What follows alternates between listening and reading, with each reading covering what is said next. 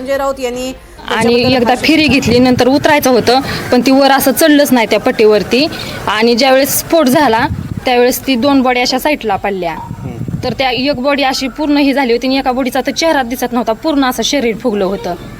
तुम्ही हा अपघात पाहिला का डोळ्यांनी? हा, डोळ्यांनी पाहिलं. आम्ही घराच्या पाठीमागच काम चाललं होतं आमचं. नेमकं काय घडलं त्यावेळी?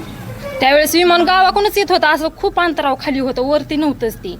त्यांनी उतरायचा प्रयत्न केला पण ते दुसऱ्या फेरीला उतरायला गेल्यानंतर ती असं जाग्यावरच हे झालं, तिथं वरपट्टीवरती चढूच शकलं नाही. स्फोट खूप मोठा झाला का? खूप मोठा होता. आणि नंतर काय परिस्थिती झाली स्फोटानंतर? स्फोट झाल्यानंतर आम्ही इथून पळालो, पाणी घेतलं पण ती आमची सुद्धा शक्यता नव्हती ती असं हे करायची, पाणी वाचण्याची. आम्ही खूप घाबरलेलो. त्यावेळेस दोन्ही साईडला 2 बॉड्या पडल्या होत्या आणि ती पूर्ण एक बॉडी ना, चेहरा तर काही दिसत नव्हता पण पूर्ण पांढरा शपथ माणूस आणि असं पूर्ण फुगलेली बॉडी होती. 2 बॉड्या साईडला पडल्या, बाकीच्या बॉड्या पूर्ण आत होत्या आणि खूप मोठा जाळ होता तिथं. आम्ही लय घाबरलेलो आणि मग आम्ही